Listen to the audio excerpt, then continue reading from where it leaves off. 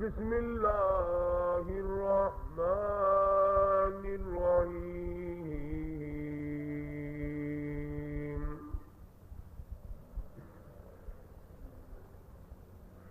ولا تقولوا لمن يقتل في سبيل الله أموات بل أحياء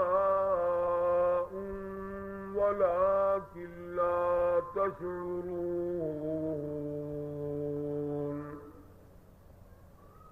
وقال النبي صلى الله تعالى عليه وسلم لو كان بعدي نبي لكان عمر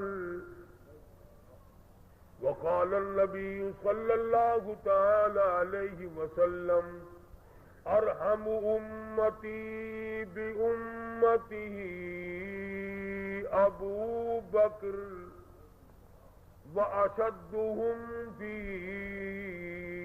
أمر الله عمر وأصدقهم حياء عثمان وأقضاهم علي وقال النبي صلى الله تعالى عليه وسلم الله الله في أصحابي لا تتخذوهم من بعدي غرضا من أحبهم فبحبي أحبهم ومن أبغضهم فببغضي أبغضهم صدق الله مولانا العلي العظيم وصدق رسوله النبي الكريم ونحن على ذلك لمن الشاهدين والشاكرين والحمد لله رب العالمين اللهم صل على محمد وعلى آل محمد كما صليت على إبراهيم وعلى آل إبراهيم إنك حميد مجيد اللهم بارك على محمد وعلى آل محمد كما باركت على إبراهيم وعلى آل إبراهيم إنك حميد مجيد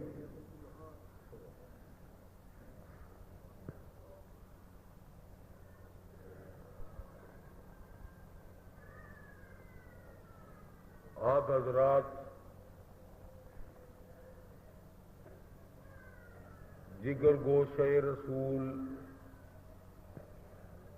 نواسہ رسول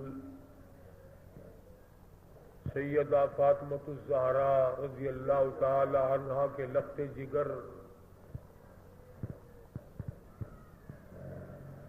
تمام سنیوں کے محبوب ترین سیدنا حسن اور حسین رضی اللہ تعالی عنہما کی شہادت سننے اور ریکارڈ کرنے کے لیے تشریف لائے ہیں، مجھے پتا ہے۔ ہم نے یہ پروگرام بنا رکھا ہے کہ ہم آنے والے وقت میں ہر جلیل القدر صحابی کا ذکر کریں جن کا ذکر باعث نجات بھی ہے اور باعث برکت بھی ہے۔ تو سیدنا عثمان ذی النورین رضی اللہ تعالی عنہ کی ذات اقدس پر 2 جمعے خرچ ہو گئے تھے، پھر بھی مضمون تشنا لب تھا۔ میں ابھی وہ تطبیق نہ دے سکا تھا جو میدان کربلا سے سیدنا عثمان ذی النورین کے گھر کو تطبیق دیتا،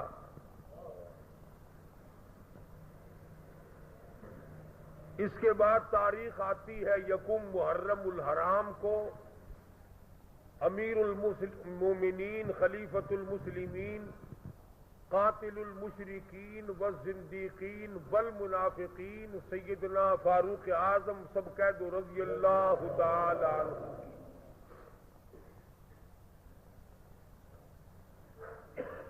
تو اتنے جلیل القدر صحابی کو چھوڑنا تو مناسب نہیں۔ پہلے بڑوں کا ذکر ہوگا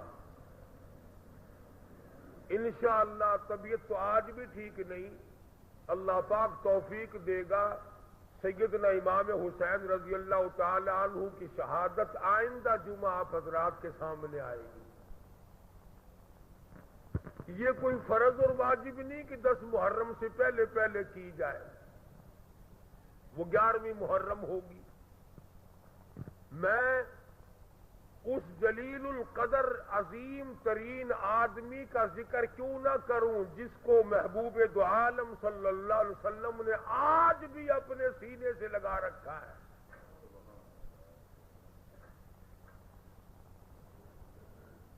اگر میں یوں کہوں کہ چند انگل کا فاصلہ، چند انگشت کا فاصلہ ہو تو ہو، ورنہ بعید کوئی فاصلہ نہیں رسول اکرم صلی اللہ علیہ وسلم میں اور سیدنا فاروق اعظم رضی اللہ تعالی عنہ میں۔ تمہیں اگر میری بات پر یقین نہ آئے، یہ جتنے حاجی تشریف لائے ان سب سے پوچھو یہ وہاں کس کس سے مل کے آئے۔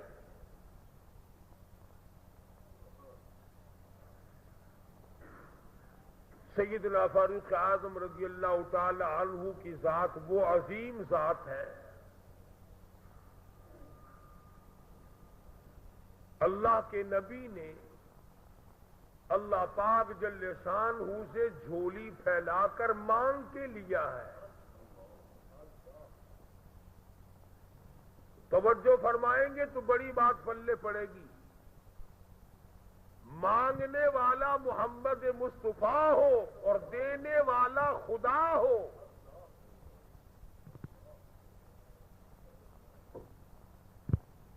امام الانبیاء نے اپنی حیثیت کے مطابق مانگا ہوگا اور خدا نے اپنی حیثیت کے مطابق دیا ہوگا۔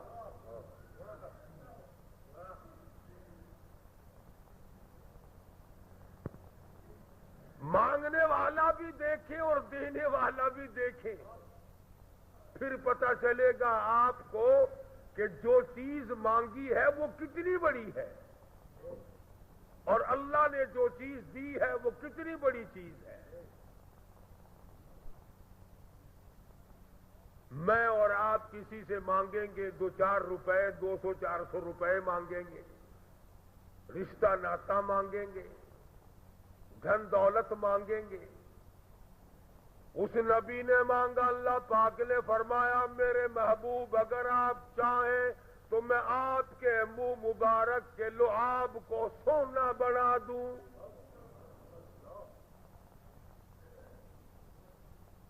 اس نبی نے مانگا، کالی کملی والی ذات نے مانگا، شہنشاہ کائنات نے مانگا، اور یوں کہہ کر کے مانگا الہی تیرا دین کمزور ہے، تیرا اسلام کمزور ہے، تیرا بھیجا ہوا میرے پاس جو ایمان ہے وہ کمزور ہے، خطاب کے بیٹے کو میرا ساتھی بنا دے، تیرے دین میں جان پڑ جائے گی۔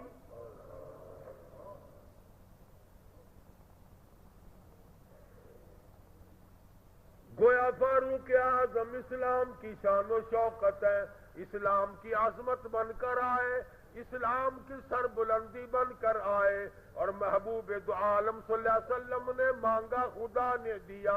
اس لیے علماء کرام کہتے ہیں تمام صحابہ کرام، تمام کے تمام صحابہ کرام، چاہے ابو بکر صدیق کیوں نہ ہو، عثمان ذی النورین کیوں نہ ہو، علی مرتضی رضی اللہ تعالیٰ عنہ کیوں نہ ہو، طلحہ زبیر کیوں نہ ہو، سعد ابی وقاص کیوں نہ ہو، خالد بن ولید کیوں نہ ہو، عبد الرحمن بن عوف کیوں نہ ہو, حضرت ابو عبیدہ بن جراح کیوں نہ ہو, امیر معاویہ رضی اللہ تعالیٰ عنہم اجمعین, کوئی کتنا بڑا صحابی کیوں نہ ہو, علماء کرام کہتے ہیں تمام کے تمام صحابہ حضور کے مرید ہیں, فاروق اعظم حضور کی مراد ہے.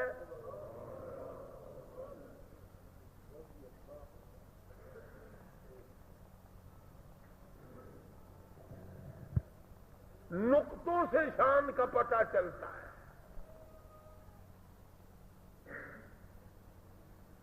کسی نے سید عطا اللہ شاہ صاحب بخاری سبقت رحمت اللہ علیہ سے پوچھا, دھیان کرو گے تو انشاءاللہ بات پلے پڑے گی. کسی نے شاہ جی مرحوم سے پوچھا کہ حضرت سیدہ خدیجہ رضی اللہ تعالی عنہا کا درجہ بڑا ہے یا سیدہ عائشہ صدیقہ رضی اللہ تعالی عنہا کا درجہ بڑا ہے؟ دونوں نبی کی گھر والی ہیں. سب سے پہلی گھر والی حضور صلی اللہ علیہ وسلم کی ازواج مطہرات میں سے سیدہ خدیجہ ہیں, جن کے پیٹ سے اللہ پاک نے حضور کو 4 بیٹیاں دی, 2 بیٹے دیے, دونوں بیٹے اسی وقت اللہ نے بلا لیے. اور اس میں بھی بڑی حکمت تھی کہ ایک لڑکی کی نسل آگے اللہ نے چلائی. دیکھ لو آج تمہارے سامنے کیا کیا فرقہ بندی. اگر نبی کا بیٹا زندہ رہتا تو کیا بنتا؟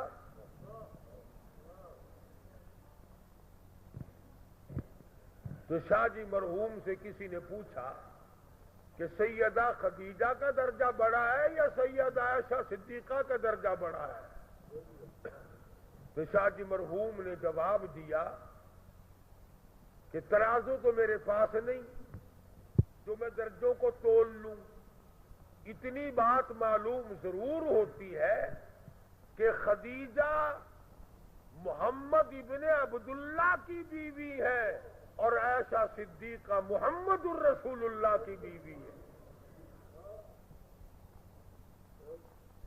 یعنی فرق یہ سمجھایا کہ سیدہ خدیجہ کا جس وقت نکاح ہوا اس وقت حضور مکے میں محمد ابن عبداللہ تھے, اور جب عائشہ صدیقہ حضور کی جھولی میں آئی تو محمد الرسول اللہ تھے صلی اللہ علیہ وسلم.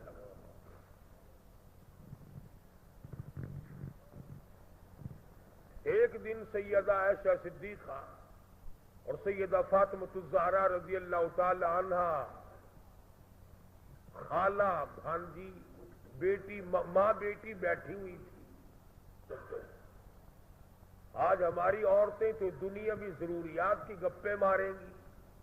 تیرا سوٹ کیسا, میرے جوتے کیسے, تیری چوڑیاں کیسی, تیرا زیور کیسا, تیرا خامند کیسا, تجھے کتنا خرچہ ملتا ہے. نبی کریم صلی اللہ علیہ وسلم کے گھرانے کا حال دیکھو. سیدہ فاطمہ الزہرا اور سیدہ عائشہ صدیقہ میں گفتگو چل پڑی. فاطمہ الزہرا رضی اللہ تعالیٰ عنہ فرمانے لگی, امی جان میرا درجہ بڑا ہے, میں نبی کی بیٹی ہوں, آپ صحابی کی بیٹی ہیں.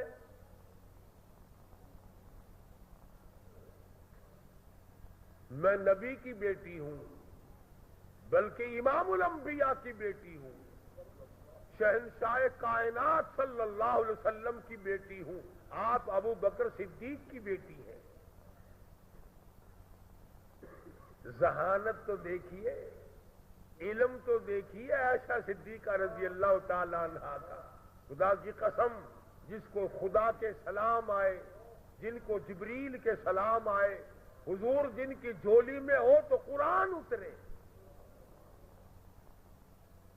سیدہ عائشہ صدیقہ فرمانے لگی, بالکل بیٹی ٹھیک ہے, بے شک مانتی ہوں تیرا درجہ بڑا ہے, آپ شہنشاہ کائنات کی بیٹی ہے, امام الانبیاء کی بیٹی ہے, محمد الرسول اللہ کی بیٹی ہے, آپ کالی کملی والے صلی اللہ علیہ وسلم کی بیٹی ہے, میں ابو بکر صدیق صحابی کی بیٹی ہوں. بالکل ٹھیک ہے, مگر یہ رشتے ناتے دنیا کے ہیں.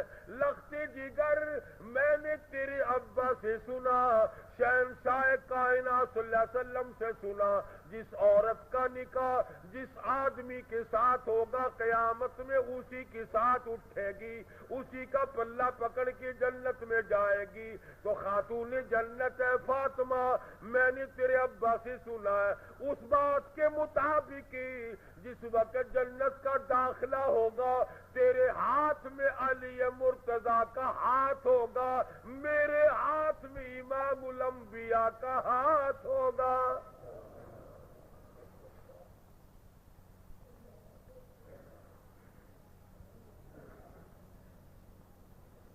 میں اپنے خامن کے ساتھ جنت میں جاؤں گی، آپ اپنے خامن کے ساتھ جنت میں جائیں گی۔ تو ان حضرات کے یہاں تو گفتگو بھی اس قسم کی تھی۔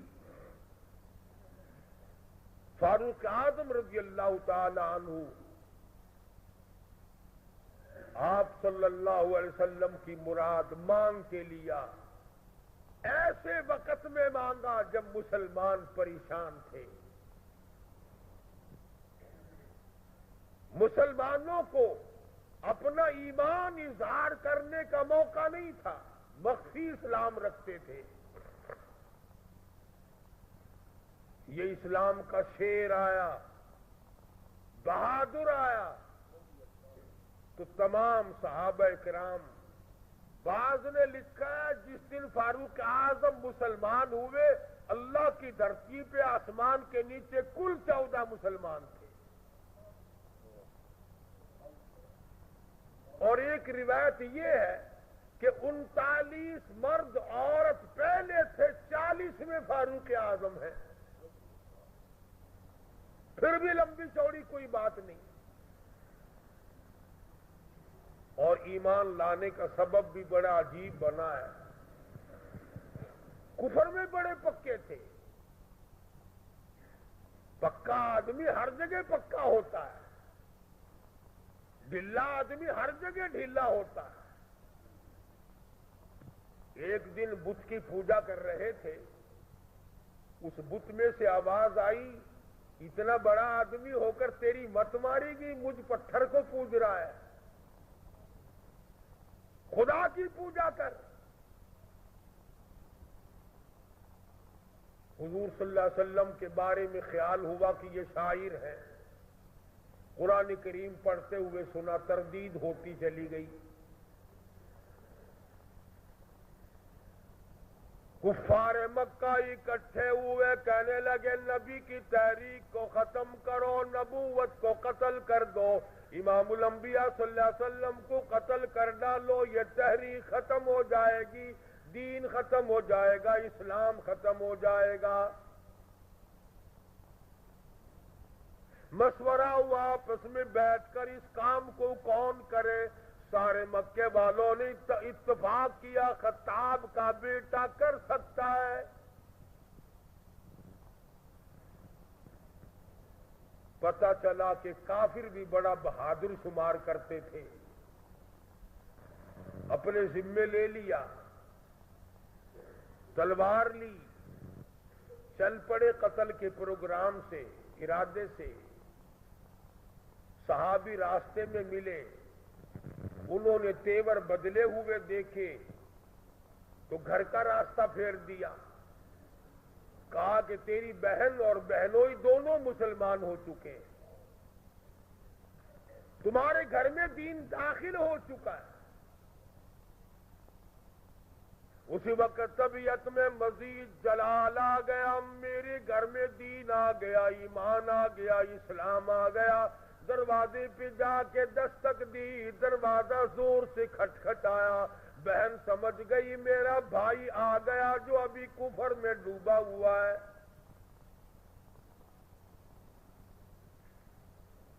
صحابی قرآن کریم پڑھا رہا ہے، میاں بیوی کو یاد کرا رہا ہے۔ آج میاں بیوی تو مل کر کیا قرآن یاد کریں گے، اولاد کو قرآن کریم پڑھانے کے لیے آج کا مسلمان تیار نہیں۔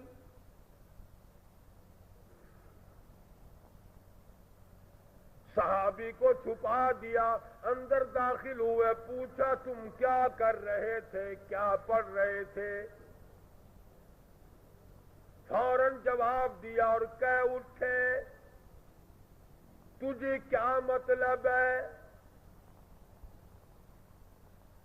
پکڑا ہے بہنوئی کو، مارا مارا، مار مار کے بے ہوش بنا دیا۔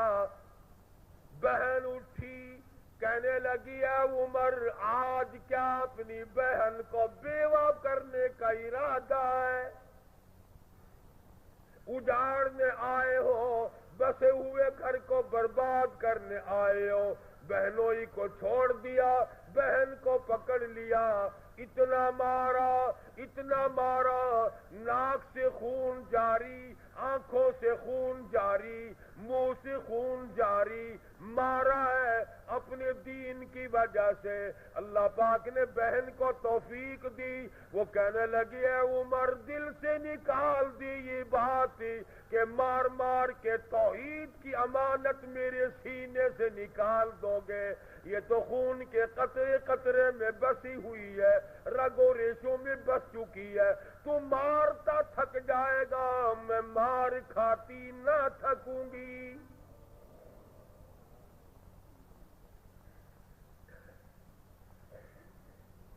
جس ماں کی چھاتی کا دودھ تو نے پی رکھا ہے، میں نے بھی اسی کا دودھ پی رکھا ہے۔ تیرا جتنا جی چاہے مار لے، ایمان کار کلمے کا انکار نہیں کیا جا سکتا۔ اس لیے شاعر کہتا بہن بولی عمر ہم کو اگر تو مار بھی ڈالے، شکنجوں میں کسیا بوٹیاں کتوں پہ نچوا دے۔ جو تیرا جی چاہے کر گزر، میرے ایمان کی کیفیت ہے، ہم اپنے دین حق سے ہرگز پھر نہیں سکتے ہیں۔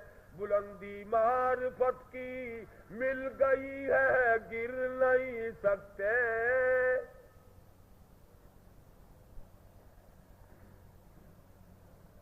جو تیرا جی چاہے کر گزر، قیمہ بنا سکتے ہو، بالکل جان ختم کر سکتے ہو، پر ایمان کا دامن نہیں چھڑا سکتے۔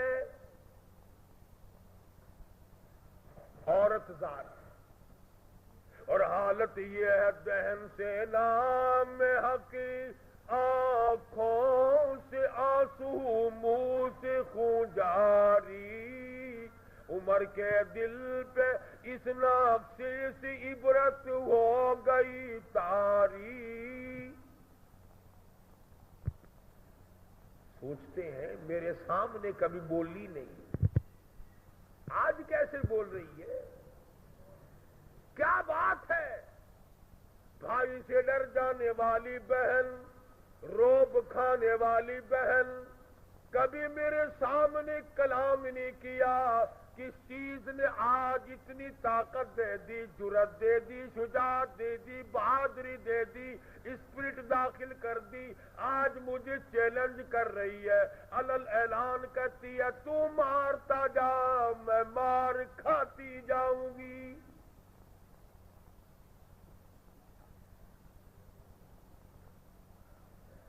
پیچھے کو ہٹ کر بیٹھ گئے اور کہنے لگے کہ فاطمہ میری بہن، اب تو وہ دکھا دے تم کیا پڑھ رہی تھی۔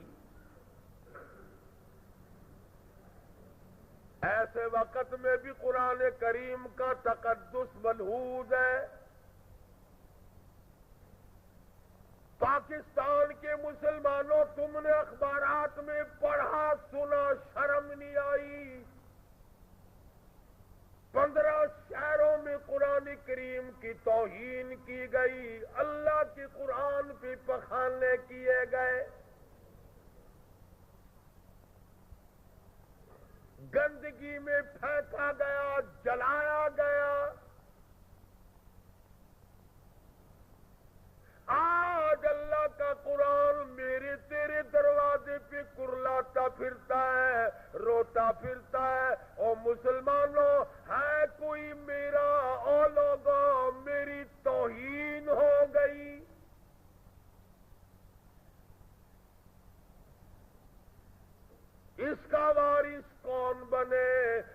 قرآن کریم کے وارث مدینے کے قبرستان میں سو گئے.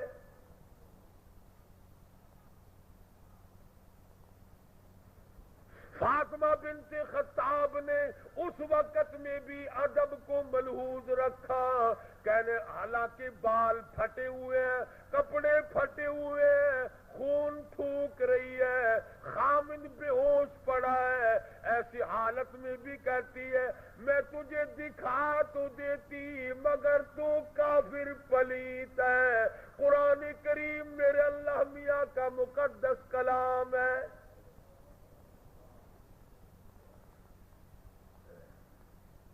عورت ذات ہو کر ایسے وقت میں بھی بالکل پرواہ نہ کی.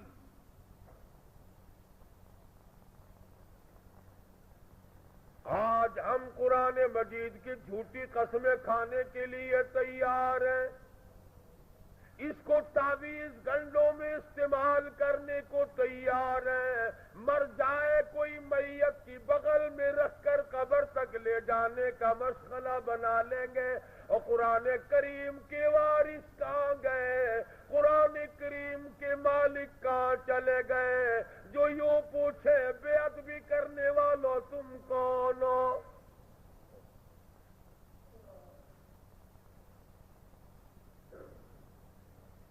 آج اگر کسی حکومت کے بارے میں کوئی بات کر دی جائے فوراً سزا آ جاتی ہے.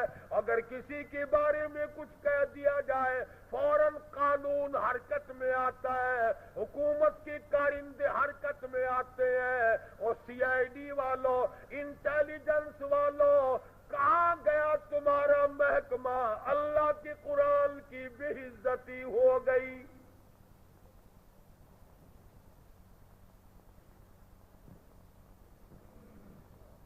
جاؤ فاطمہ بنت خطاب کی قبر سے جا کے پوچھو، لہو تھوک رہی ہے، خامد بے ہوش پڑا ہے، بھائی نے سر کے بال پکڑ کے مارا ہے.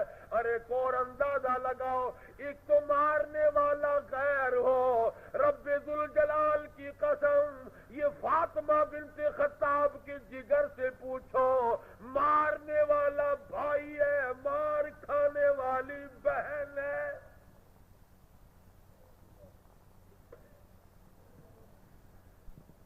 چوری نہیں کی، ڈاکہ نہیں مارا، گناہ کوئی نہیں کیا، قصور کوئی نہیں کیا، قرآن کریم کیوں پڑھتی ہے؟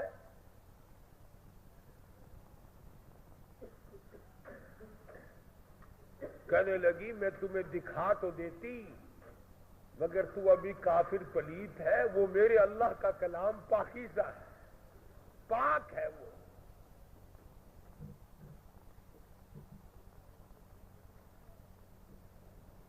دیکھوں گا ضرور، میں پاک کیسے ہو سکتا ہوں؟ کہنے لگی پانی لاتی.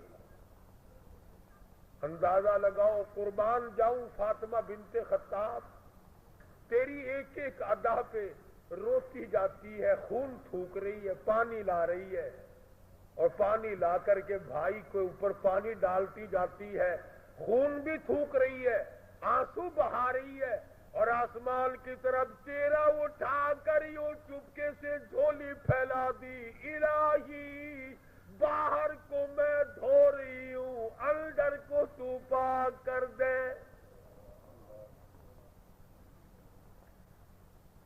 باہر پانی ڈالنا میرا کام ہے، اندر کو صاف کر دینا یہ تو تیرا کام ہے. غسل کرا دیا، قرآن کریم کا ورقہ ہاتھ میں دے دیا. تم سارا قرآن کریم پڑھتے ہو، سنتے ہو، مگر مردوں کے لیے. آج عدالت میں قرآن کریم کے لیے جگہ کوئی نہیں، کچہری میں جگہ کوئی نہیں، مارکیٹ میں جگہ کوئی نہیں، محلے میں جگہ کوئی نہیں. میری تیری شادی میں قرآن کریم کا پوچھنے والا کوئی نہیں، ایوان صدر میں پوچھنے والا کوئی نہیں، کسی معاملے میں قرآن کے جاننے ماننے والا کوئی نہیں. ادھر آ. فاروق اعظم نے ایک آیت پڑھی, صرف ایک آیت پڑھی. ادھر حضور صلی اللہ علیہ وسلم کی جھولی پھیلی ہوئی ہے, ادھر فاطمہ بنت خطاب کی آنسو ہیں. ایک آیت پڑھنے کے بعد فوراً پکار اٹھے اور کہنے لگے چلو ڈھونڈے غلاموں کو, چلو ڈھونڈے غلاموں کو, شہنشاہ کر دیا جس نے زمانے بھر کی غلاموں کو آقا کر دیا جس نے. اے میری بہن مجھے بھی یہ دولت ملنی چاہیے جو دولت تجھے ملی. اور فرماتے ہیں فاطمہ میں گستاخی کے ارادے سے چلا تھا, قتل کے ارادے سے چلا تھا, اب میرے گلے میں رسی ڈال کر مجھے گلیوں میں سے گھسیٹ کے دربار رسالت میں لے کے جا.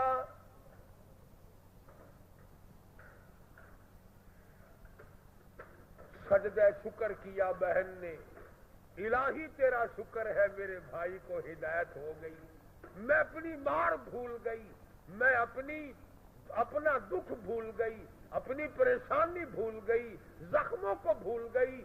اے میرے اللہ تیرا لاکھ لاکھ شکر ہے میرے بھائی کو اسلام کی دولت مل گئی. دربار رسالت میں سب کا جو صلی اللہ علیہ وسلم میں حاضر ہوئے, اسلام سے مشرب با اسلام ہوئے. حضور صلی اللہ علیہ وسلم نے وضو فرمایا, نماز کی نیت باندھنے لگے. فاروق اعظم نے پوچھا کیا کرو گے؟ کہ نماز پڑھوں گا. عرض کیا نماز کیا چیز ہے؟ فرمایا میرے اللہ کا حکم ہے, میرے اللہ کی یاد ہے, عبادت ہے. کھا تھا نا آخر فاروق, ہلکی سے تو نہیں مانگی تھی کالی کملی والے نے صلی اللہ علیہ وسلم.